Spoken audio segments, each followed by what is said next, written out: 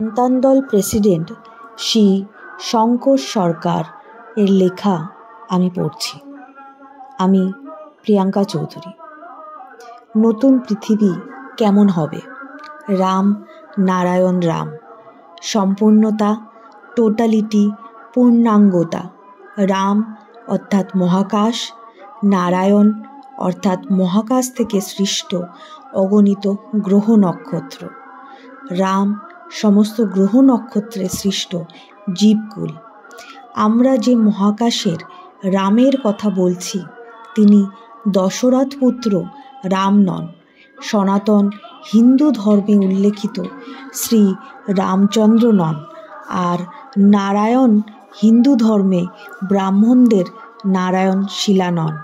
এ হচ্ছে আদি অনাদি সত্তা। রাম নারায়ণ রাম কথা বলে, সাড়া দেয় এবং সর্বরোগ হর, সব সমস্যার সমাধান। রাম নারায়ণ রাম সবারই হৃদয়ের অন্তঃস্থলে আদি অনাদি বিবেকের সুর ও সারা। পৃথিবীতে যত ধর্ম আছে সব মানুষের তৈরি করা।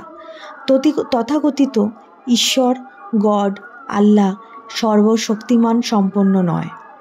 মানুষের তৈরি করা ধর্ম, তাই এগুলো ধর্মমত, ধর্মপথ নয়। এই ধর্মগুলো যদি প্রমাণ করতে পারে এইগুলো ওপরওয়ালার তৈরি করা, যিনি সবার মালিক, আকাশ থেকে নেমে এসেছে, সাগর থেকে ঠেলে উঠেছে, ভূমিকম্পের দ্বারা মাটি থেকে ঠেলে উঠেছে, বা গাছের মধ্যে ফুল ফলের মতো গাছে ঝুলেছিল, তাহলে আমি সেই ধর্মগুলোকে ধর্ম বলে মানব। যে ধর্ম মানুষকে নিরাপত্তা দেয় না, নিজেদের মধ্যে ঝগড়া করে, আর তাদের তৈরি মন গড়া মূর্তি, মন্দির, মসজিদ, গির্জায় মাথা টেকে নতজানু করতে হয়, তারা যারা নিজেরা লড়াই করে, নিজেদের মধ্যে মারামারি ঝগড়া বিভেদ করে, তবে এই ধর্ম ওদের কি শেখালো? এই পৃথিবীতে বর্তমানে প্রায় 800 কোটি মানুষ জন্মের সময় সবাই ওয়া ওয়া ধ্বনি করে এসেছে। এই পৃথিবীতে এবং জন্মের সময় কেউই এখানকার পোশাকি ধর্ম এবং ধর্মগ্রন্থ ও ধর্মীয় ধ্বনি ও ভাষা বলেনি এবং নিয়েও আসেনি। সবাই জন্মের সময় একই ধ্বনি করেছে, আলাদা আলাদা ধর্মীয় ভাষা বলেনি। তবে আমরা কোন ধর্মটা মানব? ধ্বনি যেমন এক, শরীর মনও এক, আমাদের সৃষ্ট বস্তুগুলোও এক। সেটা হলো পঞ্চভূত, ক্ষিতি, অপ, তেজ, মরুদ, বোম, অর্থাৎ জল, আলো, মাটি, বাতাস, ফাঁকা। ফাঁকাটাও ফাঁকা নয়, ফাঁকার মধ্যেই সৃষ্টির সব কিছু আঁকা। কে খায়, কে দেখে, কে শোনে, কে বোঝে, কে আমাদের করে এবং বা করায় এবং প্রেরণা দেয়। মন দিয়ে দেখলে, খুঁজলে সব সাড়া পাওয়া যায়। মনের বস্তুর বস্তুত্বের বস্তু দিয়ে সৃষ্টির সব বস্তু, সব জীবজগৎ, অণু পরমাণু সবাই এই মনেরই বস্তু এবং মনেরই খেলা। মনই বিবেক। ধর্ম অনুযায়ী ডাক্তারি স্বাস্থ্য গ্রন্থ তৈরি হয়নি এবং বিজ্ঞান, গণিত শাস্ত্র, ইঞ্জিনিয়ারিং এইগুলো কিছুই তৈরি হয়নি। এই ক্ষেত্রে কেউই মাতব্বরি করতে পারেনি। সারা পৃথিবীতে ধর্ম ও সংবিধান মানুষের তৈরি করা। মানুষের তৈরি করা ধর্ম ও সংবিধান নিরপেক্ষ মস্তিষ্ক প্রসূত হতে পারে না, শুধু নিজেদের স্বার্থসিদ্ধি উদ্দেশ্যে প্রণীত। প্রকৃতির সংবিধানে সকল বস্তুর অস্তিত্বের অস্তিত্ব প্রাণময়, চৈতন্যময়, সৃষ্টিময়, যাহা সর্বদা আবর্তন, বিবর্তন ও রূপান্তরের খেলায় চলছে। এটা দেখার মতো। এইটাই বিজ্ঞান ভিত্তিক, গণিত ভিত্তিক, যুক্তি ভিত্তিক, সুর ভিত্তিক ও বাস্তব ভিত্তিক। প্রকৃতির আত্মবলিদান, আত্ম উৎসর্গ, আত্মনিবেদন, যাহা ভাবাতীত, ভাষাতীত, জ্ঞানাতীত ও গুণাতীত। তাই ধর্ম হোক প্রকৃতিগত, অর্থাৎ জল, আলো, মাটি, বাতাস, ফাঁকার মতো।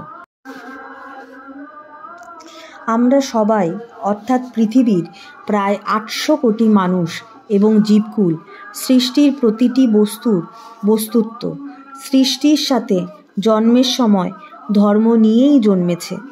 আলাদা করে মানুষের তৈরি করা ধর্মের কোনো প্রয়োজনীয়তা নেই এবং জন্মের পর ধর্মের বস্তুগুলোকে খেয়ে বেঁচে আছে। সেগুলো হলো ক্ষিতি, অপ, তেজ, মরুত, বোম অর্থাৎ জল, আলো, মাটি, বাতাস, ফাঁকা। এই বস্তুগুলোর যে গুণাগুণ আছে, আদর্শ আছে, তাদের আত্মবলিদান আছে, আত্ম উৎসর্গ আছে, তাহা ভাবাতীত, ভাষাতীত, আশাতীত, কল্পনাতীত, জ্ঞানাতীত ও গুণাতীত। তাই আমার এবং আমাদের সব কিছু দেহবস্তু, দেহযন্ত্র, দেহযন্ত্রী আমাদের এক্সিস্টিং ধর্ম। এর বাইরে আলাদা করে কোনো ধর্ম হতে পারে না। আমরা প্রত্যেকে সূর্যকে বুড়ো আঙুল দেখাচ্ছি। সেই বুড়ো আঙুল যখন দেখায় তখন 4টে আঙুল আমাদের দিকেই থাকে। পৃথিবীর প্রায় 800 কোটি মানুষ নিজেরা নিজেদের শত্রু হয়ে উঠেছে। তাই সাধু সাবধান, পথিক সাবধান। সৃষ্টিকর্তা এত বোকা নয় যে আমাদের ধর্ম ছাড়া পাঠিয়েছে। আমরা আসলে ধর্ম নিয়েই জন্মেছি। দেহের সমস্ত বস্তুগুলো ধর্মের বস্তু, পঞ্চভূতের বস্তু। জল, আলো, মাটি, বাতাস, ফাঁকার বস্তুতে ধর্ম। বস্তুর সেই বস্তুগুলোর আদর্শ আমাদের ধর্মের আদর্শ। জন্মের পর প্রতিটি শিশু 5-6 বছর পর্যন্ত মার স্তন পান করি। তারপরে আমরা প্রকৃতি মা ধরিত্রীর স্তন পান করছি মৃত্যুর আগে পর্যন্ত। সেই অধ্যায় গাছ ও উদ্ভিদ এই মৃন্ময় পৃথিবী স্তন পান করছে, রস টানছে। নারকেল গাছ যেখানে 40 ফুট উপরে সুস্বাদু ফুড ভ্যালু জল ডাব নারকেলের ধরে রাখে, সেটা আমরা পান করি। ফল মূল খাই, শাকসবজি খাই। প্রকারান্তরে ধরিত্রী মায়েরই স্তন পান করছি মৃত্যুর আগে পর্যন্ত। তাই পৃথিবীর ধর্ম, জলের ধর্ম, বাতাসের ধর্ম, আলো, তাপ, সূর্যের ধর্ম এরা হলো ফাঁকা থেকে অর্থাৎ মহাকাশ থেকে। মহাকাশের কোলে শোভা পায় এবং এক্সিস্টিং। যেভাবে মার কোলে সন্তান শোভা পায়। মহাকাশের নাম রাম নারায়ণ রাম। এই রাম নারায়ণ রাম আমাদের একাধারে পিতা, একাধারে মাতা। যেভাবে মাতা পিতার ধর্ম সমাজ ভুল করে মানছে, তাই আমাদের পিতামাতা মহাকাশ, তার সৃষ্ট পঞ্চভূত আমাদের আদি অনাদি ধর্ম। জন্মের আগে মায়ের পেটেই ছিলাম, মায়ের অস্তিত্বকে খেয়েই বেঁচেছিলাম। মায়ের পেট থেকে বেরিয়ে জন্মের পর প্রকৃতি মায়ের পেটে আছি এবং প্রকৃতিকে খেয়ে বেঁচে আছি। এবং উদ্ভিদ, জীবকুল, প্রাণী জগৎ সবাই প্রকৃতিকে খেয়ে বেঁচে আছে। আমরাও ওদেরকে খেয়ে বেঁচে আছি। প্রকারান্তরে প্রকৃতিই আমাদের সব, পঞ্চভূত আমাদের ধর্ম। আমরা part of nature, part of god, part of Ram Narayan Ram. সৃষ্টির কোনো বস্তু, সৃষ্টির প্রাণময় চৈতন্যময় বস্তু কাউকে বাদ দিয়ে আল্লাহ, খোদা, ঈশ্বর, গড হতে পারে না। তাহলে অঙ্গহীন ঈশ্বর বা গড হয়ে যাবে। তাই জন্মগত ধর্মই আমাদের ধর্ম। জন্মের সময়ই ধর্ম নিয়ে জন্মেছি আমরা সবাই। আমাদের ভগবান দেবতারাও কখনো বলেছে নাকি আমি এবং আমরা ভগবান, দেবতা, দেবদেবী আমাদের পূজা করো? এইরকম কোনো প্রমাণ বা রেকর্ড আছে? তৎসহ ভগবান এবং দেবদেবীদের পদবী কী, গোত্র কী? আমার ভীষণ জানতে ইচ্ছা করছে। এই পৃথিবীর মানুষ ওদেরকে হিন্দু বানিয়ে দিল। শ্রীরামচন্দ্র বলেছেন নাকি আমি ভগবান? কৃষ্ণ বলেছেন নাকি আমি ভগবান? শিব বলেছে নাকি আমি ভগবান?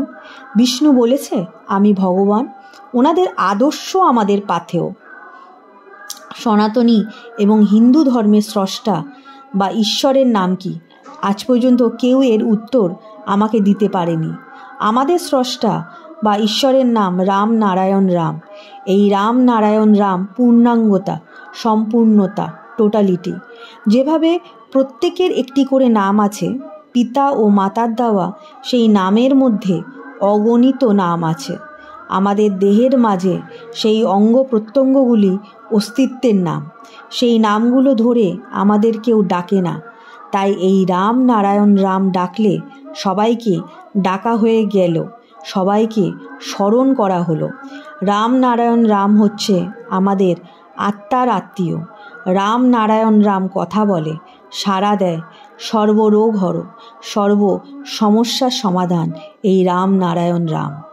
এই পৃথিবীর সমস্ত মহানরা, গুরুরা, দেবদেবীরা, ভগবানরা বিয়ে থাওয়া করে, সংসার ধর্ম করে সবাই নিজেরা ব্যর্থ হয়েছে, প্রকৃতি বিরুদ্ধ কাজ করেছে, পাপ করেছে।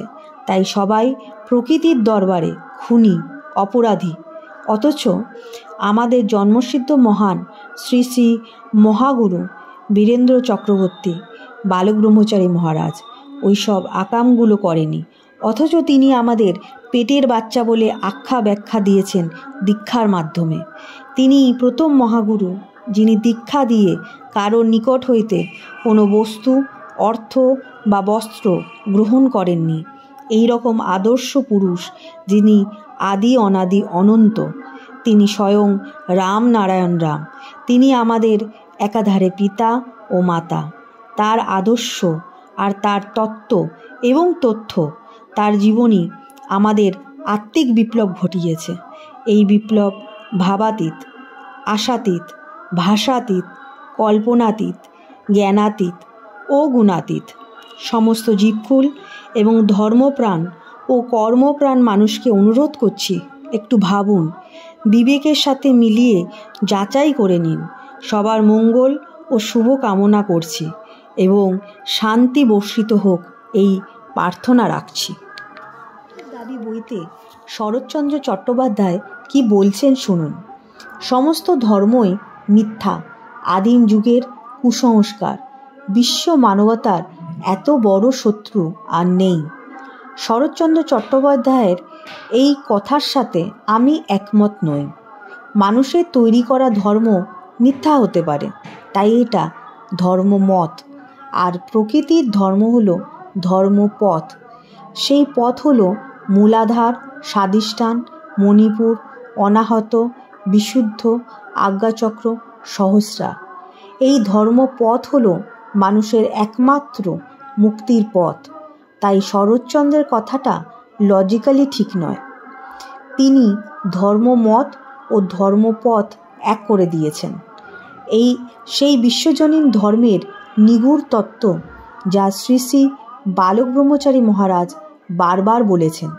এই পৃথিবীর মানুষ গ্রহণ করেও বিবেকাধীন হয়ে গ্রহণ করছে না। সেই তত্ত্ব হলো জন্মগত অধিকার সমস্ত জীবকুলের। এই পৃথিবীতে যা কিছু বস্তুর বস্তুত্ব আছে, বস্তুময় জগৎ, বস্তু হচ্ছে বিজ্ঞান, গণিত, সুর ও সারা। সেই বস্তু দিয়ে এই দেহযন্ত্র ও দেহবিনা যন্ত্র। এই পৃথিবীর প্রায় 800 কোটি মানুষ, সবার ইকুয়াল রাইট প্রয়োজন ভিত্তিক। প্রায় 800 কোটি মানুষের অধিকার পৃথিবীর মাত্র 1,500 জন মানুষ হরণ করে নিয়েছে। যেভাবে রাবণ হরণ করেছিল সীতাকে। আসলে সীতা মানে শস্য, ফসল, খাদ্য এবং প্রয়োজনীয় বস্তুর বস্তুত্ব। রাজার বেটা রাজপুত্র, অর্থাৎ king oblique prince, just like we are part of God, we all are part of God. আমরা সবাই এবং উনি এক, অর্থাৎ ঈশ্বর আর আমরা সন্তান স্বরূপ। ঈশ্বর, গড, আল্লাহ, সর্বশক্তিমান যদি 1 কুইন্টাল গোল্ড হয়, তাহলে আমরা 1 গ্রাম গোল্ড। আমরা এক থেকে বহু হয়েছি। অতিথি দেব ভব, সবাই সবার মাঝে অতিথি।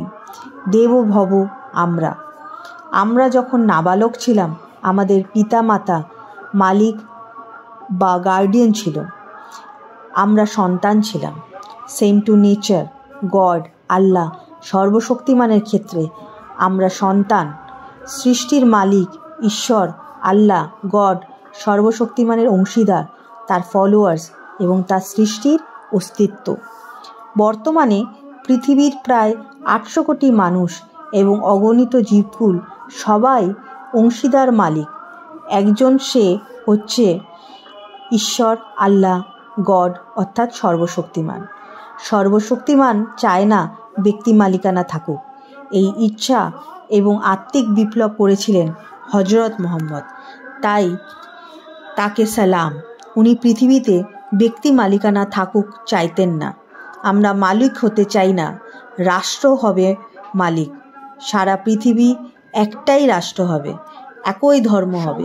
সেটা যে ধর্ম, বস্তুর বস্তুত্বে যে ধর্ম, অর্থাৎ বাস্তববাদের যে ধর্ম, বস্তুময় জগৎ, সেই ধর্ম জীব ধর্ম।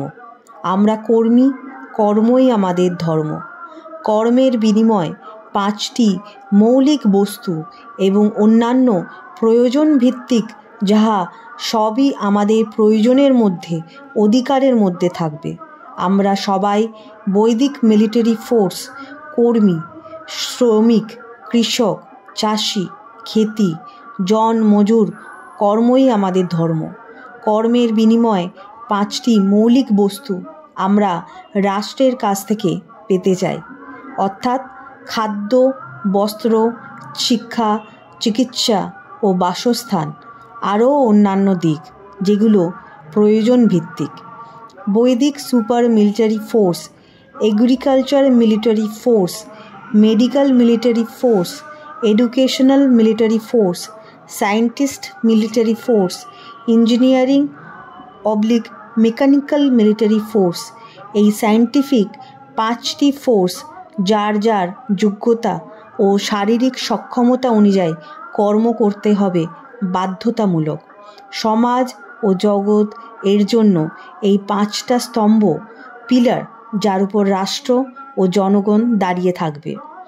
রক্ষা এবং সার্ভিস, তার বিনিময় 5টি মৌলিক বস্তু, খাদ্য, বস্ত্র, বাসস্থান, চিকিৎসা ও স্বাস্থ্য পাবে প্রয়োজন ভিত্তিক। সুপার মিলিটারিতে কর্মরত এই পৃথিবীর মানুষ তাদের শ্রেষ্ঠ সেবা, শ্রেষ্ঠ সার্ভিস গুণের জন্য তাদের নোবেল প্রাইজ দেওয়া হবে, আত্মিক সম্মান দেওয়া হবে এবং তারা পৃথিবীর শ্রেষ্ঠ ব্যক্তিত্ব হবে এবং তারা দৈব শক্তির অধিকারী, দৈব জ্ঞানে পূজিত হবেন।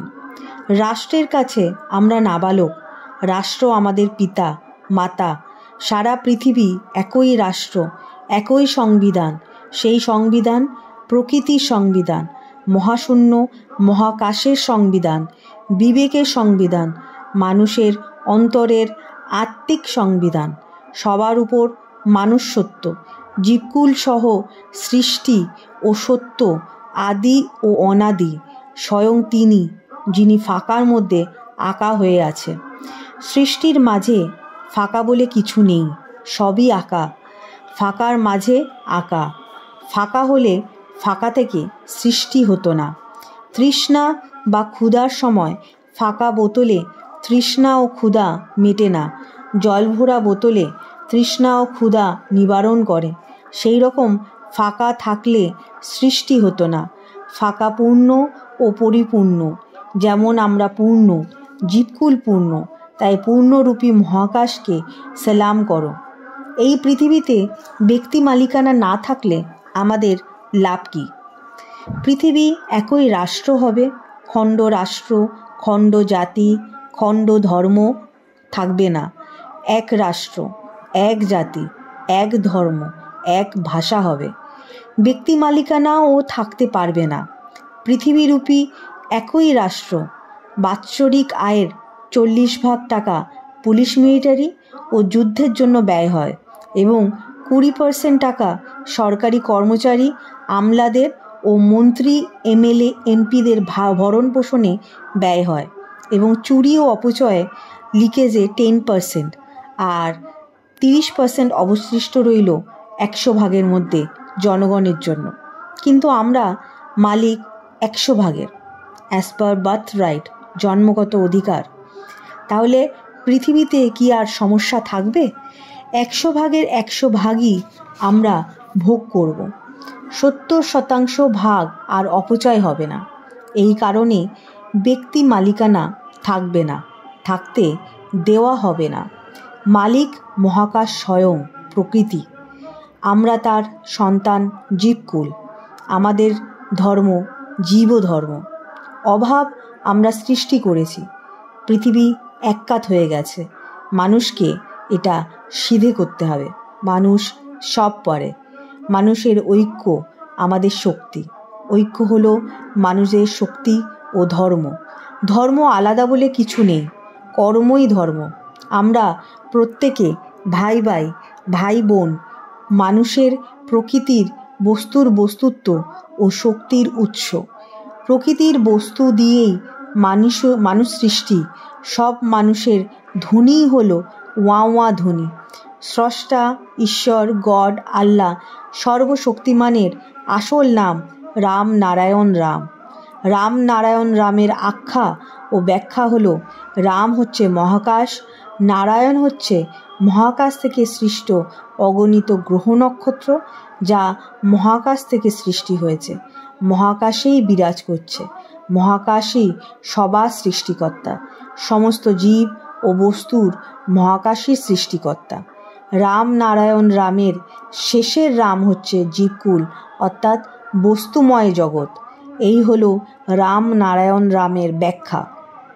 এই রাম নারায়ণ রাম হিন্দুদের নয়, হিন্দুদের স্রষ্টার নাম নয়। হিন্দুরা তাদের স্রষ্টার নাম জানেই না। ঈশ্বর স্রষ্টাকে ডাকবেই বা কী করে? আল্লাহর নাম আল্লাহ, এটা কি করে মুসলিমরা জানলো? কার কাছ থেকে জানলো? সূর্য বলল? মাটি বলল? আকাশ বলল? জল বলল? বাতাস বলল? আল্লাহর নাম আল্লাহ, এটা মহাশূন্যের বার্তা তো নয়, প্রকৃতিরও বার্তা নয়। তাই রাম নারায়ণ রাম করো। রাম নারায়ণ রাম কথা বলে, সাড়া দেয়, সর্বরোগ হরণ করে, সর্ব সমস্যার সমাধান। রাম নারায়ণ রাম ব্যাখ্যা আমি আপনাদের কাছে তুলে ধরছি। প্রত্যেকটি মানুষ ও প্রত্যেকটি জীবের নাম আছে। মানুষের দেওয়া নাম, আমার নাম শঙ্কর সরকার। এই নামের মাঝে অনেক নাম আছে। সেই নামগুলো দেহের অস্তিত্ব, পার্ট অফ বডি। প্রত্যেকটি ব্যক্তির নামের মাঝে তাদের নিজ নাম থাকা সত্ত্বেও চোখের নাম, জিহ্বার নাম, কানের নাম, শিরা, উপাশিরা, kidney, heart, stomach, lungs, liver etcetera, কত নাম। একই নামের মাঝে অনেক নাম। আমরা সেই ব্যক্তিকে অগণিত নাম ধরে ডাকি না। পিতামাতার দেওয়া অফিসিয়াল ইউজ আধারের নাম ধরে ডাকি। তেমনি রাম ও নারায়ণ রাম সবার নাম, সবার অস্তিত্বের নাম, সর্বশক্তিমানের নাম, সৃষ্টিকর্তার নাম। মানুষের তৈরি করা সব ফাঁকা বলে আসলে কিছু ফাঁকা নয়, ফাঁকা হতে পারে না। ফাঁকা থেকে সৃষ্টি হতে পারে না। তাই ফাঁকা হচ্ছে পূর্ণ, তার সৃষ্ট বস্তুও পূর্ণ। পূর্ণের সৃষ্ট বস্তু পূর্ণ, তাই আমরাও পূর্ণ। জীবজন্তুর ভাষা থেকে আমাদের ভাষা তৈরি হয়েছে। ব্যঞ্জনবর্ণ ও স্বরবর্ণ তৈরি হয়েছে। কাক বলছে কাকা, শিয়াল বলছে হুক্কা হুয়া, গাভী বলছে হাম্বা হাম্বা, বাতাসের শো শো শব্দ, আকাশের গুরুং গুরুং শব্দ, জলের কলকল শব্দ। এইভাবেই প্রকৃতি থেকে ভাষা, বর্ণ, অক্ষর তৈরি হয়েছে। এটা প্রকৃতির মহাদান। সবার জন্য খাদ্য, বস্ত্র, বাসস্থান, চিকিৎসা ও শিক্ষা বাধ্যতামূলক, প্রয়োজন ভিত্তিক। ব্যক্তি মালিকানা থাকবে না। ব্যক্তির কর্মের উপর অধিকার থাকবে। কর্মের ফসল রাষ্ট্রের হবে। সারা পৃথিবী এক রাষ্ট্র হবে। ব্যক্তিতে একটি পরিবার। রাষ্ট্র হবে পিতামাতার ন্যায়। রাষ্ট্রের কাছে আমরা নাবালক। শিক্ষা ও কর্ম আমাদের ধর্ম ও অধিকার। ব্রত হচ্ছে ধ্যান, জপ, তপ করা। ধ্যান এইভাবে করবে। অমৃত বই থেকে সংগৃহীত। দ্বিদলে মন রেখে চিন্তা করবে। দ্বিদলে চিন্তা করলে ইরা, পিঙ্গলা ও সুষমা থেকে এক প্রকার রসের ধারা নির্গত হয় এবং তার ফলে একটা বিরাট ম্যাগনেটিক অ্যাকশন হয়। তাতে প্রকৃতির সঙ্গে একটা বিরাট সঙ্গম চলতে থাকে। দ্বিদলের ধ্যান এইভাবে করবে যেন মিলেনিয়ান ওশান, এবং তাতে বড় বড় সাদা পদ্ম ভেসে বেড়াচ্ছে এবং পরিপূর্ণ শুভ্র চাঁদ আকাশে উঠেছে আর বড় রাজহাঁস উড়ে বেড়াচ্ছে। এই দৃশ্যই হলো দ্বিদলের খোরাক। মানুষ কিন্তু শুধু মুখেই খায় না, চোখ, কান, নাক, মুখ সব দিয়ে খায়। দ্বিদল হলো একটা অল ওয়েব সেট। সকল ধ্বনি, সকল দৃশ্য সেখানে জীবন্ত, প্রতিফলিত হতে থাকে। আমাদের সেট তৈরি হয়ে গেলেই প্লাগটা লাগিয়ে দেওয়া হবে। সেটা অটোমেটিক ব্রহ্মের সঙ্গে নিজেকে বিলীন করে দিলে তখন নিজেকে সকল কিছুর সঙ্গে প্রতিষ্ঠিত মনে হবে। মহাশূন্য সৃষ্টির আতুরঘর বই থেকে সংগৃহীত।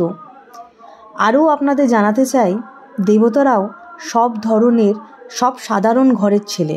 তারাও চুরি করত, দুষ্টুমি করত, ঝগড়া বিবাদ করত। সাধনা করতে করতে একজন বিরাট বিরাট স্থান নিয়ে বসে আছেন। কেহ মহান, কেহ অবতার, কেহ ভগবান হয়ে আছে। জপ করতে করতে তারা ভগবান হয়ে গেলেন। শিব কত চঞ্চল ছিল। সাধারণ গৃহস্থ ঘরের পাহাড়িয়া ছেলে, পাথর গুঁড়ো করে জীবন ধারণ করত। পাথর ভাঙতে ভাঙতে হাতে কত বাড়ি খেয়েছে আর কেঁদেছে। 5,000 বাড়ির পাথর গুঁড়ো করেছে সে। তার গুঁড়ো করা পাথরে 1,000 বাড়ি তৈরি হয়েছে, অথচ তার নিজের ঠাঁই নেই। 50,000 লোক জায়গায় জায়গায় পাথর গুঁড়ানির কাজ করত। শিব ভাবলেন, এই হাতে পাথর গুঁতিয়ে যদি 5,000 বাড়ির পাথর গুঁড়ো করতে পারি, তাহলে আমি নিজের ভিতরে গুঁতোই না কেন? দেখি তাহলে আমার আবাস মেলে কিনা। আবাস মিললে তো হয়েই গেল। শিব জপ করতে শুরু করলেন। নিজেকে জাগাতে জাগাতে তিনি মাথা ঠুকতে লাগলেন, চিৎকার করে কাঁদতে আরম্ভ করলেন। শ্মশানে যেতে লাগলেন। শ্মশানে একগ্র মনে সাধনা করতে পারবেন। সেখানে কেহ তার সাধনায় বিঘ্ন ঘটাতে পারবে না, অসুবিধা করতে পারবে না। এখানে এসে অগ্নিতে সবাই পঞ্চভূতে মিশে যাচ্ছে, তাই সাধনা স্থান হিসাবে তিনি শ্মশানকেই বেছে নিলেন। তখন থেকে শিব ভস্ম মাখতে শুরু করলেন দেহে। এই দেহ একদিন ভস্মীভূত হবে, তাই ভস্মই হলো তার অলঙ্কার। তিনি অগ্নি সাক্ষী করে বললেন, আমি অগ্নি প্রজ্বলিত করে আমার অন্তরের রিপুগুলিকে আহুতি দেব। তারপর অগ্নিতে আহুতি দিয়ে বললেন, হে অগ্নিদেবতা, হে বায়ুদেবতা, আমি যজ্ঞ করছি, মনের ভিতরে অনল করে আহুতি দিচ্ছি। আমি হাহাকার করছি, তোমরা কে কোথায় আছো? এসো, আমাকে কৃপা করো। আমি ব্রহ্মানন্দের নাদে জ্বলে যাচ্ছি। আমাকে বলো কি মত, কি পথ? তিনি কাঁদতে কাঁদতে সংজ্ঞা হারালেন। তার বাহ্য দৃষ্টি রুদ্ধ হয়ে অন্তর্দৃষ্টি খুলে গেল। দূর থেকে দৈববাণী শুনতে পেলেন, হে শিব, তুমি শান্ত হও। তোমার নাদের ধ্বনি, তোমার মঙ্গল ধ্বনি আসছে। তোমার অন্তর্লোক হতে তোমার মঙ্গল হবে। সংজ্ঞা লাভ করে মঙ্গলময় শিব তখন ডমরু বাজাতে লাগলেন, আনন্দে আত্মহারা হয়ে। কোনো কিছুই তখন খেয়াল ছিল না তার। তিনি আপন মনে জপে তন্ময় হয়ে রইলেন। পাগল ভেবে যে যা খুশি বলতে আরম্ভ করল। মঙ্গলময় শিবকে অনেকে অনেক অপবাদ দিল, কিন্তু সাগরে পানার কচুরি পানা স্থান নেই। কোনো কিছুই তাকে অপদস্থ করতে পারে নাই। এমনকি কেউ কেউ গায়ে থুতুও ছিটাতে লাগলো। কিন্তু দেহে তো খাদ্যের দরকার, দেহ শুকিয়ে যেতে লাগলো। ভিক্ষায় বাহির হলেন, কেউ ভিক্ষা দেয় না। তিনি শ্মশান মশানে থাকেন। কোনো বাড়িতে গেলে তারা গোবর ছিটা দেয়। ক্ষুধায় তৃষ্ণায় অস্থির হয়ে তিনি পাথরের মাঝে অজ্ঞান হয়ে পড়লেন। হঠাৎ দৈবশক্তি বলল, আমি এদিকে ঠিক আছি, তুমি তোমার ব্যবস্থা করো। তারপর শিব ঘরে ঘরে যান, কোথাও তার স্থান নেই। বহু দুঃখের পর তিনি চাকরি নিলেন বোঝা টানার। শেষ বেলায় রাস্তায় পড়ে গেলেন। ঊর্ধ্বশ্বাস উঠে গেছে, প্রাণ যায় আর কি। তখন কি যেন একটু মিষ্টি আর একটু জল দিল। শিব নতুন বল পেলেন, কিন্তু জীবনভর তিনি অভাবের মাঝেই চললেন। একদিন দেখা গেল সব দেবদেবীরা ওপরে শিব বসে আছেন। তিনি দেবাদিদেব রূপে নিজের স্থান করে নিয়েছেন। দেবদেবীরা বললেন, শিব তুমি মহাযোগী, মহাধ্যানী, মহাজ্ঞানী। শিব বললেন, আমি যদি মহাযোগী হই তবে ঘরে ঘরে শিব আছে, যোগী রয়েছে। এটা শিব বাক্য, মিথ্যা নয়। প্রত্যেকের ভিতরেই শিবের শিবত্ব আছে। শিব অর্থাৎ মঙ্গল, আশুতোষ অর্থাৎ অল্পতেই তুষ্ট। যিনি আপন ভোলা, তিনি ভুলে আছেন মাতৃপদতলে মঙ্গলময় শিব সব হয়ে আছেন। আমাদের ভিতরও মঙ্গল আছে। মাতৃপদ চিন্তা করলে মঙ্গল হয়। সেই গন্তব্যস্থলে দেবের দেবালয়ে আমাদেরও যাওয়ার টিকিট আছে। টিকিট রয়েছে হৃদয়ে। আমি বলছি এটা পান্থশালা, তাই পথিক হও সাবধান। প্রকৃতির নিয়মে যাওয়ার পথে চলে তো যেতেই হবে।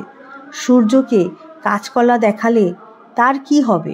সে আপন মনে কিরণ দান করে চলেছে। আমাকে শ্রী শ্রী ঠাকুর বালব্রহ্মচারী কতজন কত অপমান করেছে। যে যা ইচ্ছা বলছে, যা ইচ্ছে বুঝছে, কোনো দিন তো আমি বিচলিত হইনি। 8-9 বছর বয়স হতে শুরু হয়েছে, আজ 37-এ পড়েছি। আমার মনের ভিতরে, জ্ঞানের ভিতর এইসব উড়ে যাচ্ছে। বাতাস যেমন ধুলায় উড়ে যায়, ঠিক তেমনই এটা শুধু আজকের কথা নয়। বাচ্চা বয়স হতেই যে জ্ঞান নিয়ে, যে তেজ নিয়ে চলছি, আজও সেইভাবে চলছি। মৃত্যু যখন অনিবার্য, দেহের অবসান যখন অনিবার্য, তৈরি হও। এটা তৈরি হওয়ার জায়গা, ট্রেনিং প্লেস। সত্য যতটুকু পাওয়া গেছে তাই দিচ্ছি। এটা আমার আত্মঅহংকার নয়, এটা আত্মপ্রকাশ, সহজ সরল মনের প্রকাশ। সূর্যের কিরণ নর্মদায় আছে, নর্দমায় আছে, মিষ্টির দোকানেও আছে। সত্য কখনো নষ্ট হয় না, এটা কাচের ঠুনকো গ্লাস নয়। সংসার জীবনের ধর্ম নষ্ট হয় না। তোমরা সত্যতে আছো, সেই সব সময় সতেজ, কোনো অবস্থাতেই নষ্ট হয় না। প্রকৃত অবস্থা জানতে চেষ্টা করবে, তার জন্যই সাধনা, ধ্যান, ধারণা, জপ, তপ। আমি যদি সত্যে জপে থাকি, জ্ঞানে থাকি, মনে যে চিন্তার বৈষম্য ঘটছে, কোনোটাই আমার নয়। সব কিছু মানিয়ে নিয়ে চলছি। এই দুঃখ নয়, এই সুখও আমার নয়। যে তেজ, যে সত্য আমাদের ভিতরে আছে, সেটা কখনো নষ্ট হয় না। তাই যোগ, ধ্যান, ধারণা, জপ, তপ এইসবে নিয়েই থাকতে হয়। শেষের দিনের ভাবনাই করা দরকার। ট্যাক্সির মিটার উঠছে, প্রতি ক্ষণে ক্ষণে মৃত্যুর দিকে এগিয়ে চলেছি আমরা। তাই প্রতীক সময় থাকতে হও সাবধান। আগে গিয়ে শিখে নাও রে গুরুর কাছে দোকানদারি। বেহুশভাবে চললে পরে তহবিলের মাল যাবে চুরি। মেডিটেশন, ধ্যান, জপ বাধ্যতামূলক থাকবে সারা পৃথিবীতে। প্রত্যেকটি মানুষকে বাধ্যতামূলক 4 ঘন্টা জপ করতে হবে। পৃথিবীতে গুরুজি নেমে এসেছেন কায়াযোগে। গৌরাঙ্গ মহাপ্রভুর দেহতে ঢুকেছিলেন। বর্তমানে গুরুজির যে দেহটা ছিল সেটি গৌরাঙ্গ মহাপ্রভুর স্বয়ং। ওই দেহের বয়স যখন 3.5 দিন, তখন গৌরাঙ্গ মহাপ্রভু দেখলেন 500 বছর আগের পৃথিবী আর এখনকার পৃথিবী এক নয়। তাই তিনি সিদ্ধান্ত গ্রহণ করলেন যে এই দেহ থেকে বেরিয়ে যাবেন তৎক্ষণাৎ। আকাশ থেকে দৈববাণী হয়েছে, তুমি এখন আসতে পারবে না, আমি আসছি, তুমি অপেক্ষা করো। তুমি যেখানে গেছো সেটা তোমার 500 বছর আগের পুরাতন বাড়ি। ওখানে নিয়মকানুন আছে, সংস্কার আছে। তুমি 22 দিন অপেক্ষা করো, আমি আসছি। 22 দিন পর বাঁ কান দিয়ে গৌরাঙ্গ মহাপ্রভু এই দেহ থেকে বেরিয়ে গেলেন, আর ডান কান দিয়ে স্বয়ং স্রষ্টা বালক ব্রহ্মচারী ঢুকলেন। এই কথাটা আমি শঙ্কর সরকার জানতে পারি 1980 সালের জানুয়ারি মাসের 22 তারিখ রাত্রি 2:45 সময় বিশেষ কাজে গুরু পাঠিয়েছিলেন। ফিরে আসতে 2:45 হয়। যখন সুকচর বাড়ির গেটে পৌঁছালাম, তখন গেটে ডিউটিতে ছিল বুদ্ধ মল্লিক এবং উনি বললেন, তুই এত রাত্রে কোথায় ছিলিস? কর্তা দাঁড়িয়ে আছে, খায়নি। এখন তাড়াতাড়ি যা। আমি ওপরে তাকিয়ে দেখি সত্যই গুরু স্বয়ং দাঁড়িয়ে আছেন। 3 তলায় যাওয়ার পরে গুরুজি জড়িয়ে ধরে আদর করলেন, বললেন, ওপরে গিয়া খাইয়া আয়। আমি বললাম, আমি খাবো না, তোমার এখানে খেতে গেলে থালা ধুতে হয়, আমি রাস্তার হোটেল থেকে খেয়ে এসেছি। তারপর বলল, আয়, আমি খাবো, তুই আমার পাশে বস, 2 গরাস মেখে দিচ্ছি, খা। খাওয়ার পর হাত ধুয়ে আমি অপেক্ষা করছি। গুরুর খাওয়া দাওয়ার পর আমাদের মধ্যে কথাবার্তা হলো প্রায় আরও 45 মিনিট।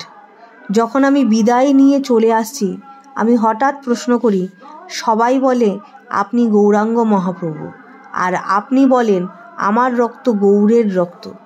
আমি তখন জিজ্ঞাসা করি, তখন আমার প্রশ্নের উত্তরে উপরোক্ত ঘটনাগুলো বলেন। চিন্তন বই থেকে সংগৃহীত। গুরুজি বলেন, বিরাট উদ্দেশ্য নিয়ে এসেছি বলেই, নেবে এসেছি বলেই মৃত্যুর ইচ্ছা করলে প্রকৃতি বিরুদ্ধ কাজ হয়ে যাবে। তবে সুবিধা হলো যত খুশি বাঁধতে পারবো, নিয়ে যেতে পারবো। পাপ পুণ্যের জন্য তোমাদের ভাবতে হবে না, এই ব্যাপারে নিশ্চিন্তে থেকো। আধ্যাত্মিক ক্ষেত্রে, বাস্তব ক্ষেত্রে ভাগ্য ফলে আটকাবে না। নিশ্চিন্ত মনে যা খুশি করতে পারবে, শুধু ওই প্রণালীর মতো কাজ করে যাবে। শীঘ্রই কাজ শুরু করে দেব। আমাদের তরি নামের তরি, ওটাতে আমরা সবে উঠেছি। জন্ম যদি আর না হয় এখানে, তবে অসুবিধার কি আছে? পুণ্যতা চাই না, পাপও চাই না, তবে তো ঝুলছই শূন্যে। খুব জোর কদমে কাজ করো, টাকাও ঘুরছে তোমাদের পিছনে। স্বাধীন স্ফুরণের সুর ঘুরছে, নবজাগরণ যাকে বলে, আমি তা দিয়ে যাব। কোনো ধর্ম আর টিকবে না, তবে সত্য সবসময় টিকবে। যেগুলোর মধ্যে শয়তানি ঢুকে গেছে সেগুলো আর টিকবে না। মস্তিষ্কের ভিতরে সহস্রারে একটা কারখানার মতো আছে, সেই কারখানা থেকে এই মনের সৃষ্টি হয়। সুতরাং এই কারখানা হতেই মনের উদ্ভব হয়। কাজেই খুবই সূক্ষ্ম সেটা, কারণ উহাই সহস্রার্থ সূক্ষ্ম। যারা আছে তারাই সূক্ষ্ম। তার থেকে যখন আবার একটা জিনিস বের হচ্ছে, তাহা আরও সূক্ষ্ম হওয়াই স্বাভাবিক। এই সূক্ষ্মতাকে মন নিজের নিজ গুণে সূক্ষ্মতার নাম নিয়ে যে নিজেই সূক্ষ্মতাকে বহিষ্কৃত করার জন্য সবসময় ব্যস্ত থাকে। মন তার মননশীলতা নিয়ে সর্বদাই ব্যস্ত থাকে। এই বিশ্ব প্রকৃতির সূক্ষ্ম জিনিসকে বহিষ্কৃত করার জন্য জপ করলে সহস্রার থেকে, অর্থাৎ মস্তিষ্ক থেকে একরকম একটা চুম্বকের মতো সহস্রার করে বীজমন্ত্র জপ করে সহস্রারকে একখানা চুম্বক করে দিল। এই দেহরূপী মন্দিরটার মধ্যে বিরাট একটা চুম্বক হয়ে গেল। এই চুম্বকটা করে কি? এই বিশ্ব ব্রহ্মাণ্ডে যতগুলি ক্ষমতা আছে, যা কিছু আইন পদ্ধতি চলছে, এটার মধ্যে টেনে নিয়ে আটক করে দিল। মেশিনটার মতন, যেমন যে যা কথা বলে এটার মধ্যে আটক হয়ে যায়। অতীতে রাশিয়াতে কি হয়েছে জানো? রাশিয়াতে স্তালিন আছে না? স্তালিনের নাম শুনেছ তো? এই স্তালিন করতো কি জানো? বুলগানিন আর ক্রুশচভকে ওর বাড়িতে নিয়ে গিয়ে নাচাতো। সবাই যার যার জায়গায় বসে আছে। স্তালিন বলতো বুলগানিনকে নাচতো আর ক্রুশচভকেও নাচাতো। তখন ভয়ের ঠেলায় ওরা নাচতে বাধ্য হতো, আর সকলে হাততালি দিত, আরাম পেত, আর বলতো, বেশ বেশ, বুঝছো তো, সেই ক্রুশচভকে এখন কত বড়, সেই আবার অন্য সকলকে নাচায়। এই যে একটা অবস্থা, এটাই চলছে বেশিরভাগ ক্ষেত্রে। আমরা কি করছি? এত বড় বিরাট মনটাকে নিয়ে সংসারের খপ্পরের মধ্যে রেখে যেমন খুশি নাচাচ্ছি। অমৃত বই থেকে সংগৃহীত। আদেশ পালনের মধ্যে কোনো প্রকার দ্বিধা থাকবে না। মরিয়া হয়ে কাজ করতে হবে। কাজের জন্য রক্ত দেব, প্রাণ দেব, জীবন পণ করতে হবে। সমস্ত রকম পলিসি, কৌশল, ছল সব কিছুর মধ্যে দিয়ে কাজ করতে হবে। তার জন্য সমস্ত কিছু ক্ষণে কৃষ্ণ হতে হবে, ক্ষণে রাম হতে হবে, ক্ষণে পাগল নানা রকম হতে হবে। কৌশল করতে হবে, বুদ্ধি খাটাতে হবে, for the benefit of all. সন্দেহ দ্বন্দ্ব চলবে না। কাজের মধ্যে কোনো কথা নেই। তার জন্য বিশেষ কয়েকটা লোক তোমাদের মধ্যে থাকবে, বাইরের কেউ জানবে না। তোমাদের প্রাইভেট সিক্রেট কতগুলো নির্দেশ দেওয়া হবে। এই 100 জনকে পরীক্ষা করার জন্য কে কী রকম কাজ করছে দেখা। এই বাড়ির কাজকর্ম গোপন অবজার্ভ করার জন্য আমি আবার কিছু লোক অ্যাপয়েন্ট করব। এটা জানান থাকলো। সংগঠনে কে কে আসবে তা তোমরা ঠিক করবে। প্রথমে জানতে হবে, এখানেই শেষ নিঃশ্বাস ফেলতে হবে। ফেলতেই যদি হয় আন্দ জায়গায় ফেলে লাভ কি? আমি চাই সবাই আমরা যেন এক জায়গায় শেষ নিঃশ্বাস ত্যাগ করতে পারি। আমাদের সংসার সবাইকে নিয়ে। কারো কোনো ক্ষতি হলে তার ফ্যামিলি দেখতে হবে। তার জন্য আর্ন করতে হবে। একটা আর্ন তোমরা করেছো, আর একটা আর্নও তোমাদের করতে হবে। সব তো চাঁদা দিয়ে সুবিধা হয় না। দেখা যায় 5 টাকার জিনিস 500 টাকায় বিক্রি করছে। এই যে কোটি কোটি টাকা রোজগার করছে মানুষ মেরে, তো একটা লোক দেখেছো অন্যায় করছে, এটা সমর্থন করছো? এর বিধি ব্যবস্থা কিছু করেছো? আমি যদি বলি চুরি কর, অপরাধ হবে। চুরি করতে বলবো না। Earn money first. এমনি করে সুবিধা হবে না। ভালোবাসা বন্ধুত্ব করে হ্যান্ডশেক করে টাকা আনতে হবে। আমরা চুরি তো করছি না। তাদের সঙ্গে কোঅপারেশন করে সহযোগিতা করে তোমাদের টাকা আনতে হবে। থাক, এ সম্বন্ধে পরে বলবো। মেসেঞ্জার সম্পর্কে শ্রী ঠাকুরের সতর্কবাণী। পাম এভিনিউ, 13/7/1966। আমার এক ভক্ত চিঠি দিয়েছে, মেসেঞ্জার সম্বন্ধে জানতে চেয়েছে। এই জাতীয় কথা সচরাচর আমি বেশি বলি না। এখানকার সমাজ পরিবর্তনের কথা আমি বেশি বলি। মাঝে এক রবিবার ও শুনে গেছে হয়তো। ক্লাসে আলোচনা করছিলাম, তাই আরও জানতে চেয়েছে। তোমরা যারা কাছাকাছি থাকো তারা রবিবারের ক্লাস অ্যাটেন্ড করতে পারো, কিন্তু যারা দূরে থাকে তাদের পক্ষে সবসময় আসার সুবিধা হয়ে ওঠে না। কালকে রবিবার মনে করিয়ে দিও, ক্লাসে কিছু বলার ইচ্ছা রইল। এখন ওর চিঠির উত্তরে কিছু বলছি। আলো এবং অন্ধকার পাশাপাশি থাকে। অন্ধকার আছে বলেই আলোর প্রকাশের মহিমা। যখনই জীবনে কোনো সমস্যা আসে তখনই আমরা বলি অজ্ঞানতায় আছি বা আধারে পড়ে আছি। যতক্ষণ না সমস্যার সমাধান খুঁজে পাই, এই সংসার জীবনযাত্রার পথে আমরা সব সময় চেষ্টা করি যাতে সুন্দরভাবে চলতে পারি। একটা গাছ পুঁততে গেলেও আমরা চেষ্টা করি যাতে সুন্দরভাবে সেটা বড় হয়। সেই চিন্তা থেকেই আমরা আবার সতর্ক হই যাতে খারাপ না আসতে পারে। কিন্তু সৃষ্টির নিয়মে যেটাকে আমরা খারাপ বলে মনে করি সেটাও আসে।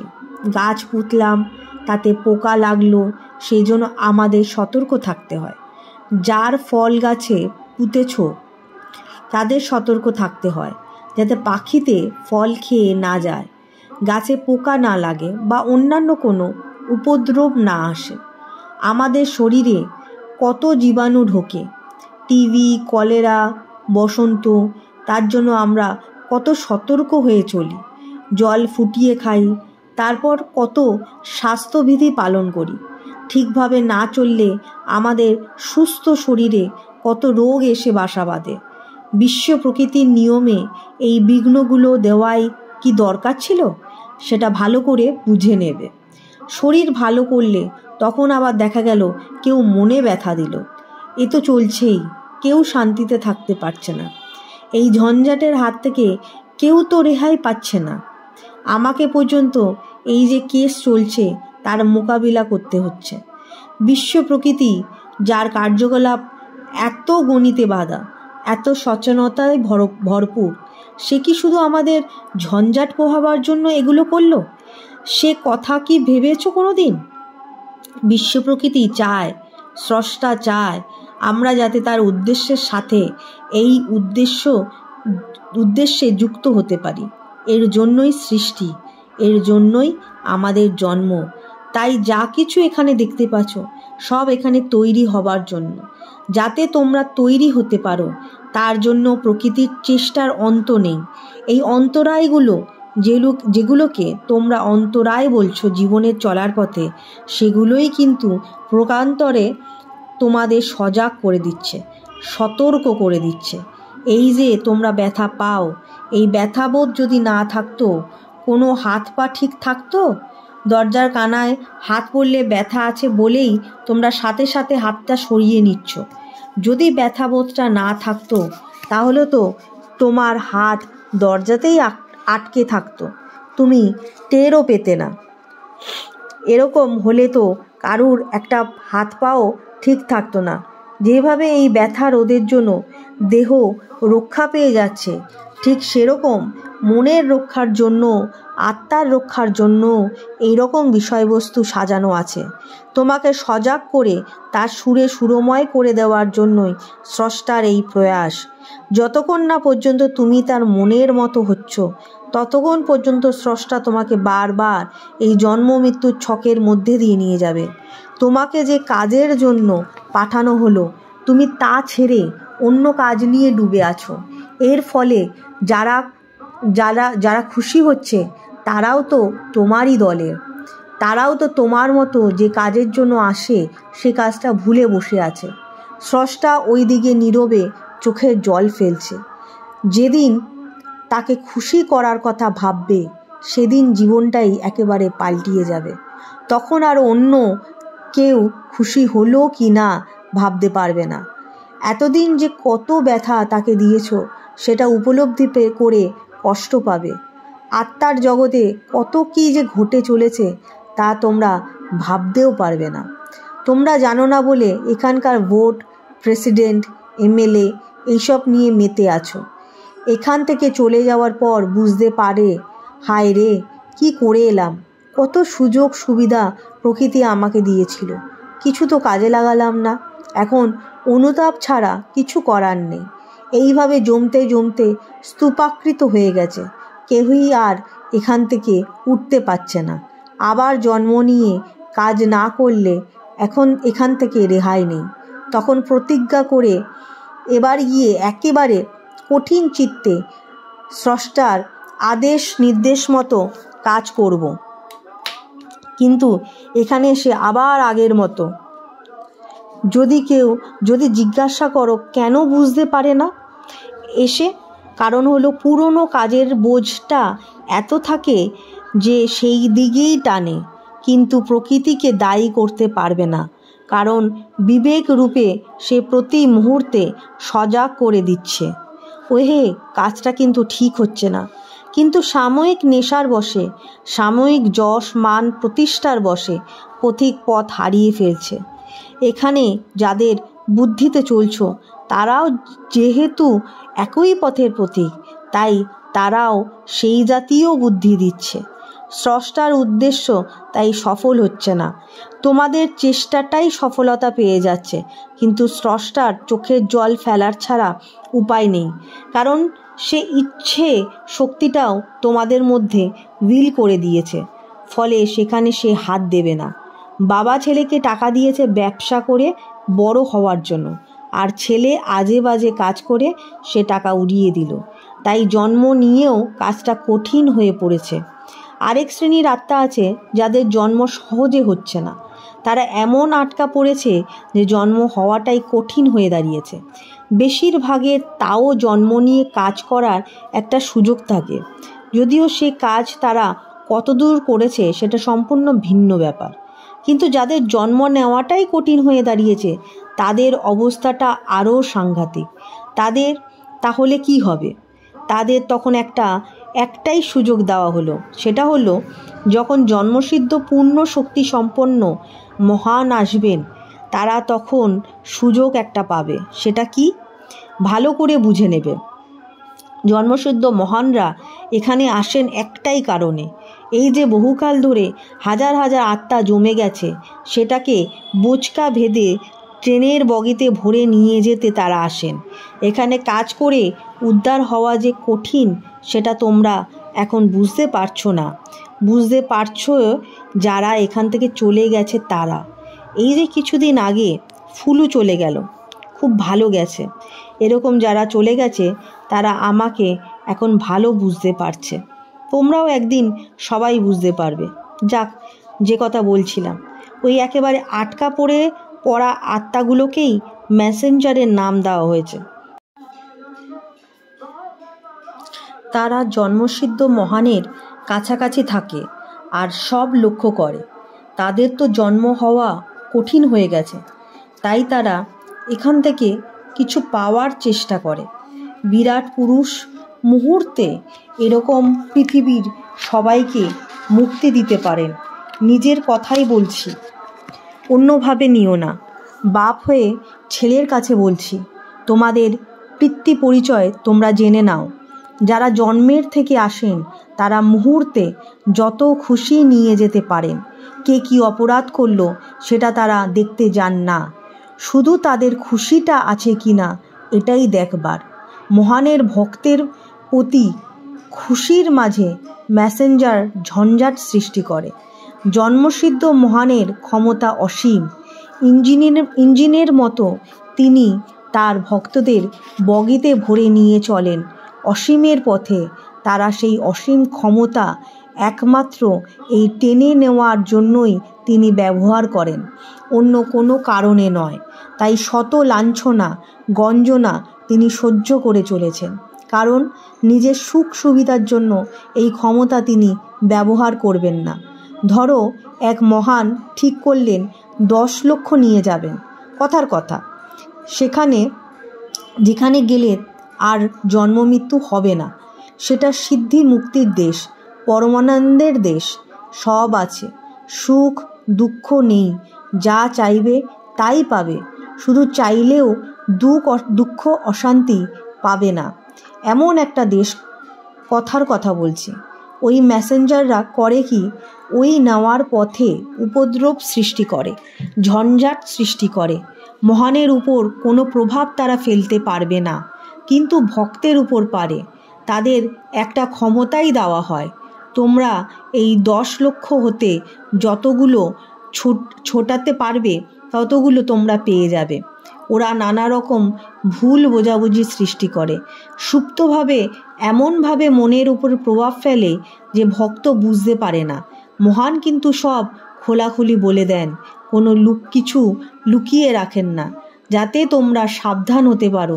কিন্তু সন্দেহ যখন ঢোকে তখন সব পূর্ব কথা ভুলে যায়। এই যে আমার কেস চলছে, যারা কেস করেছে তারা তো কত কিছু দেখেছে, কিন্তু এখন আর ওই সবের কোনো গুরুত্ব নেই।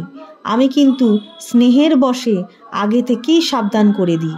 ধরো একজন অষ্টশক্তি সম্পন্ন মহান 4 জন লোককে বেশি ভালোবাসেন, তাদের এক একজনের উপর ধরো 50 জন নির্ভর করে।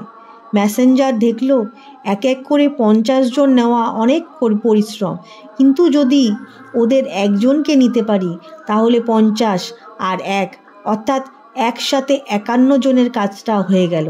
কাজেই কি করে মহানের সাথে ওই একজনের দ্বন্দ্ব সৃষ্টি করা যায় তারা উঠে পড়ে লেগে যায়।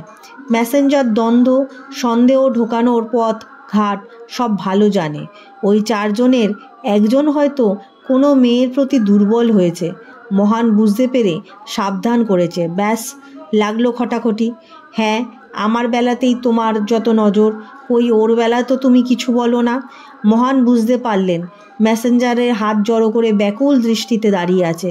মহানের কি ফ্যাসাদ বোঝো, তবুও তার মধ্যে বুঝিয়ে দেন, কারণ মহানের মায়াটা এত বেশি যে না বলে থাকতে পারে না।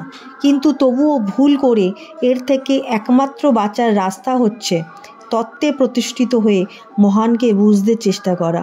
হীরের দাম যখনই বুঝতে পারবে তখনই যে অবস্থাতেই হীরা থাকুক না কেন, হীরাকে তুমি যত্নে রাখবে। বিশ্বের অনন্ত তত্ত্ব তোমরা আমার থেকে জানতে পারছো, কত ভাগ্যবান তোমরা, এর মূল্যটা দিও। আমি কি করলে তোমরা এখানে খুশি হবে আমি সেটা জানি, কিন্তু যেখানে 60-70 বছরের খেলা সেখানে সাময়িক বাহবা নিতে আমি আসিনি। তোমরা হয়তো সাময়িক আমাকে ভুল বুঝবে, বা যাদের উপর নির্ভর করছো সেরকম কেউ হয়তো বুঝলো, কই ঠাকুর তো এটা করলেন না, যা ভেবেছিলাম তা তো হলো না। কিন্তু হৃদয়ের খাতায় লিখে রেখে দিও, একদিন তোমরাই চোখের জলে বলবে, হে ঠাকুর, তখন তো বুঝিনি তুমি আমাদের জন্য এত কষ্ট সহ্য করে এই কাজ করে রেখেছ। তোমাদের খুশি মতো এখন যদি চলি তখন তোমরাই আমাকে বলবে আমরা অবুঝ, আমরা ভুল করতে পারি, কিন্তু তুমি আমাদের কথায় চললে কেন? এখন বুঝতে পারছো তো সব দিকেই আমার অসুবিধা। তাই তোমরা সব ভালো করে জেনে নিও, সামান্য জিনিস দিতে আমি আসিনি, নিজের কথাই বলছি। বিশ্বের সেই আদি শক্তি যখন কিছুই ছিল না, সেই আদিতম বীজ শক্তির পূর্ণ ক্ষমতা নিয়েই তোমাদের ঠাকুর এখানে এসেছেন।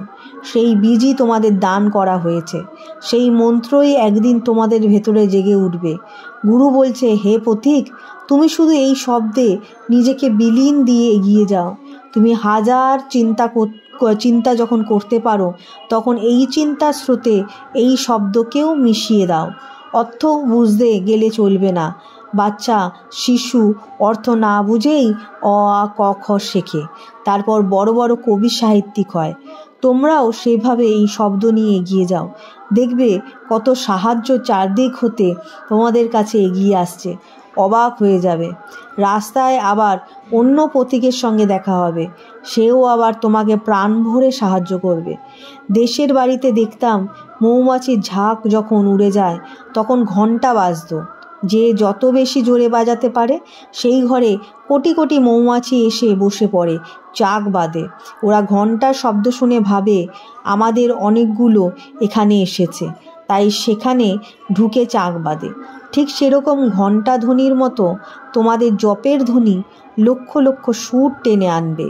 কিছুদিন পর তাতে একবারে ডুবে যাবে। ওই ধ্বনি করাতে দেখবে একটা আমেজ এসে পড়েছে। একদিন দেখবে বহু ভাসমান শব্দ যেন তোমাকে গাইড করে নিয়ে যাচ্ছে। আমরা জানার জন্য যখন এগিয়ে যাচ্ছি তখন লক্ষ লক্ষ পথিক আমাদের জানাবার জন্য ব্যস্ত হয়ে এগিয়ে আসছে। এক জিহ্বাতেই তুমি অনন্ত স্বাদ পাচ্ছ, এক রেডিওতেই বহু স্টেশন ধরছে।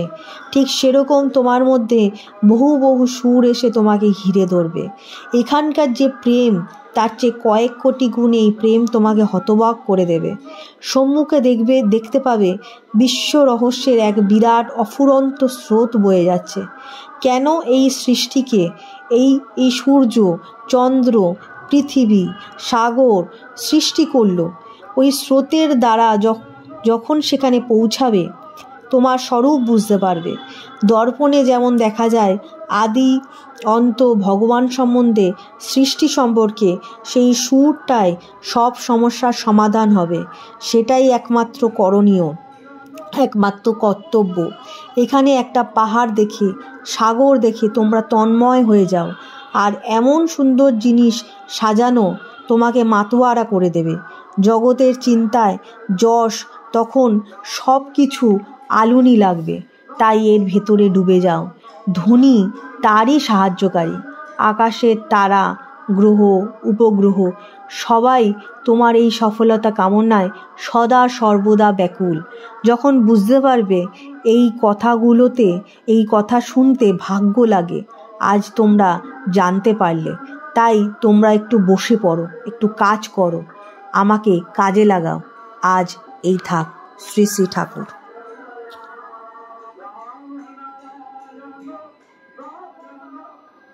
সবাই ধ্যান ও জপ তপ রত। জন্মের পর যা কিছু প্রাপ্তি তার একমাত্র পথ মেডিটেশন, জপ তপে। যে মানুষ জপ তপ করে না সেই মানুষ নিজের চরম শত্রু। জপ তপ না করলে ধারাবাহিকভাবে আমরা মানসিকভাবে এবং শারীরিকভাবে দুর্বল হয়ে আমি সত্তা মৃত্যুর দিকে ধাবিত হচ্ছে। যেই রকম 3 দিন অনাহারের ফলস্বরূপ হসপিটালাইজ এবং স্যালাইন দিতে হয়, সেরকম আমাদের দেহের অগণিত সত্তাগুলি জপ তপ না করার জন্য মানুষ মৃত্যুর দিকে দ্রুত গতিতে ধাবিত হয়। আমরা একার শক্তিতে শক্তিশালী আমি নই, পুরো 50,000 কোটি মানুষের আত্মার মিলিত শক্তিতে শক্তিশালী। সনাতন ধর্মের লোকেরা, অর্থাৎ যারা হিন্দু ধর্ম পালন করেন, তারা মূর্তি পূজা করেন। এটা অন্য ধর্মের কাছে হারাম, কিন্তু সনাতনীরা সূর্যের পূজা করে, সাগরের পূজা করে, বায়ু দেবতার পূজা করে, উদ্ভিদের পূজা করে এবং ভূমি পুজোও করেন। যাদের মূর্তি পুজোয় আপত্তি, তাদেরকে বলতে চাই, এইসব পঞ্চভূতকে যারা পুজো করে প্রকৃতি থেকে এগুলো ধ্বংস করুক, ভেঙে দিক, গুঁড়িয়ে দিক, উড়িয়ে দিক। আর যারা বলছেন বা প্রতিবাদ করছেন মূর্তি পুজোর ক্ষেত্রে, তারা নিজেরা এক একটা জ্যান্ত মূর্তি। ঈশ্বরের তৈরি করা জ্যান্ত মূর্তি নিজেদের মধ্যে লড়াই করে মানুষের তৈরি করা ধর্ম নিয়ে, আর মানুষ যে মূর্তি তৈরি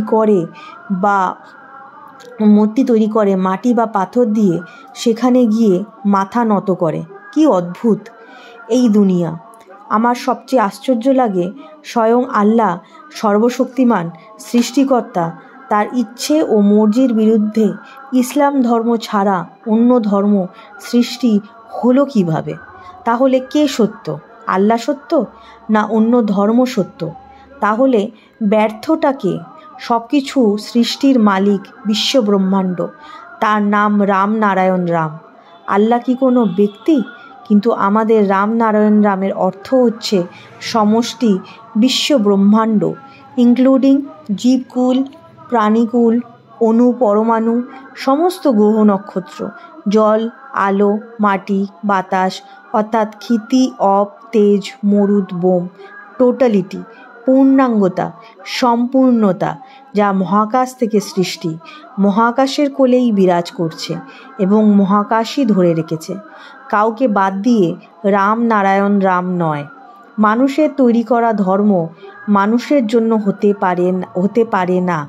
পৃথিবীর 3 ভাগ জল, 1 ভাগ স্থল। সেই স্থলে উদ্ভিদ, তাদের ধর্মটা কি হবে? জলের মধ্যে অগণিত জীব প্রাণী, তাদের ধর্ম কি হবে? মাটির নিচে যে প্রাণ ও প্রাণীরা আছে, তাদের ধর্ম কি হবে? আকাশে অগণিত গ্রহ নক্ষত্র, তারা কোন ধর্ম পালন করেন? চন্দ্র, সূর্য, জল, আলো, মাটি, বাতাস, ওদের ধর্ম কোনটা? সবারই ধর্ম মহাকাশ। মহাকাশ থেকে সৃষ্টি হয়েছে, মহাকাশেই বিরাজ করছে, ফাঁকার মধ্যে আঁকা হয়ে। এই পৃথিবীটা পাঠশালা, স্কুল, কলেজের মতো। এখান থেকে পাশ করতে হবে সবাইকে। নিজেকে চিনতে হবে, সৃষ্টিকে বুঝতে হবে, জানতে হবে, তবে ঈশ্বর, গড, আল্লাহ, সর্বশক্তিমানকে পাওয়া যাবে, তার স্বরূপকে অনুধাবন করা যাবে। 60, 70, 80 বছরের খেলা ফেল করলে উপায় নেই, চরম দুর্গতি। সাধু সাবধান, পথিক সাবধান। সবাই জানে মৃত্যু অনিবার্য, তবুও মৃত্যু সম্পর্কে মানুষ যেদিন সজাগ হবে, সেই দিন জীবনের মোড় ঘুরে যাবে। আমাদের কর্মপদ্ধতির ধারাপাতা পরিবর্তন হয়ে যাবে। পৃথিবীর মানুষ নিজেরা নিজেদেরকে ভালোবাসে না। যদি ভালোবাসতো তাহলে অকাম কুকাম করতো না। এই পৃথিবীতে জন্ম থেকে মৃত্যু অবধি প্রকৃতি বেঁচে থাকার জন্য সজাগ হয়ে, বিবেকাধীন হয়ে সব কর্মই করে যাচ্ছে, যাতে আমরা পাশ করি, মুক্তি পাই, আরও উন্নত পৃথিবীতে পৌঁছাতে পারি। এই পৃথিবীতে আসার সময় সূর্যকে ভেদ করে আসতে হয়েছে। মৃত্যুর পরে সূর্যের কাছেও যেতে পারছি না, সমস্ত বিবেক বিরোধী কর্মের জন্য। সূর্য আমাদের এই পৃথিবীর জীবকুলের পিতা। তাই এই 60, 70, 80 বছরের জীবনটাকে সুন্দরভাবে গড়ে তুলতে হবে। নিজেকে ভালোবাসতে হবে, অবশ্যই বিবেকাধীন হতে হবে। সবাই জেনে রাখুন, বিবেকই রাম নারায়ণ রাম, বিবেকই আদি অনাদি। প্রত্যেক জীবের মাঝে দাস হয়ে বসে আছে। আমাদের সংসারে দাসের মূল্য আছে, কিন্তু আমাদের মাঝে বিবেকরূপী দাসের মূল্য দিই না। আমরা বাইরের জগতের কর্তব্য করে যাচ্ছি, কিন্তু আত্মিক কর্মে আমাদের অনীহায় আমরা নিজেরা নিজেদের শত্রু হয়ে গেছি। আমরা নিজেরা নিজেকে ফাঁকি দিচ্ছি। আমাদের জীবনের আয়ু 60, 70, 80 বছরের খেলা। এই সময়টাই মূল্য দিই না। সময় বড় বলবান। যে সময় ও সুযোগ চলে যাচ্ছে তা ফিরে আসে না। তাই সাধু সাবধান, পথিক সাবধান। মৃত্যুর পর জন্মটা যেন কঠিন না হয়, তার জন্য পূর্ণাঙ্গ প্রস্তুতি নিতে হবে। জন্মসিদ্ধ মহান মহাগুরু অর্থাৎ গুরুর গুরু, তার আদেশ নির্দেশ, তার তত্ত্বে প্রতিষ্ঠিত হতে হবে, তাকে খুশি করতে হবে। তার খুশির মাঝে আমাদের মুক্তি ও প্রাপ্তি। কারণ বালক ব্রহ্মচারী জন্ম, মৃত্যু, মুক্তি ও প্রাপ্তির মালিক। যখন জন্মেছি বিদায়ী হয়েও না।